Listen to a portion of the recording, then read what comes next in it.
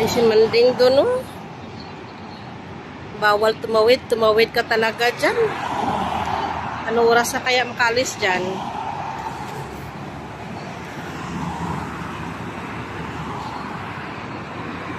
Nakakatakot naman ikaw. Bumalik ka dito, oh. Mag-overpass ka. Parang Nepali.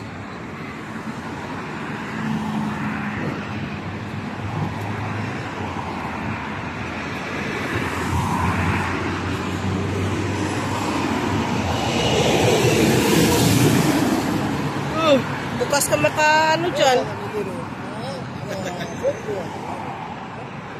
Bukas ka pa makatawid dyan. Nagmamadali ka na, hindi nagmamadali. Nakawat lang dyan. See? Ilang minutes ka na dyan. Talagay mo, makakatawid ka. Huwag kang magtangka na, sister. Balik ka na dito. Mula na taano dito. Sabi lang ikaw, girl.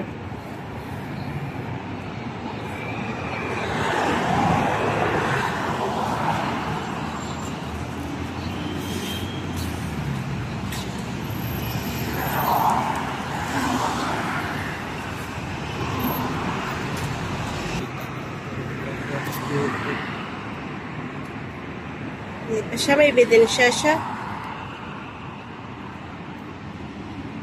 Oh, 2 minuto ka na dyan. 5 minuto na siguro. Balik ka na dito. Huwag ka magmamadali, mag-overpass ka na. Mag-overpass ka na, doon ka na sa kabila.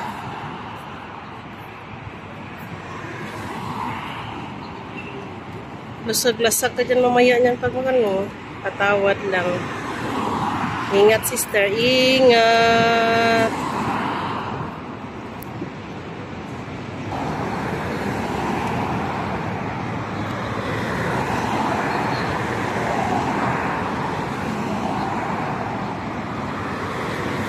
Super busy yung road na yan.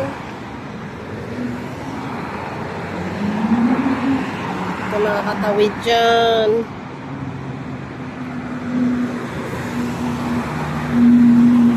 Mas busy yung road doon sa kabila kaysa dito. Pumalik ka na lang.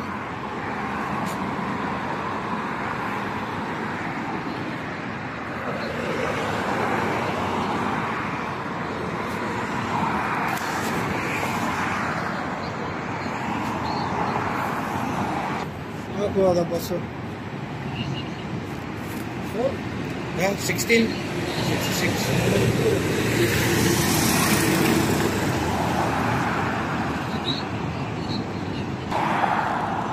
Bumalik ka na lang dito. Pastilan bayo dyan. Hindi tawiran dyan. Saan ka pupunta dyan? Kagabi na naman yata. Nakatakot naman siya. Nakita ng pulis ka mo ah. Yung babae, bumalik ka lang. Natatakot magano. Natatakot siya magano. Sus, Lord patawad. Paano dalang rabay? Kanina mga friend, agdanan. Overpass. Takot siya tumawid dyan. Paano dalang rabay, no? Instead of magtawid siya ang bilis-bilis, takot siya sa height. So hindi niya kaya magtawid dyan sa taas. Kala niya maka-chance ba na makatawid dito, pero hindi talaga eh.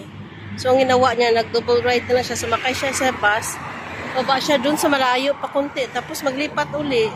Samantalang yung pupuntahan niya doon. So mag-long ride siya hanggang sa makarating. Oh no.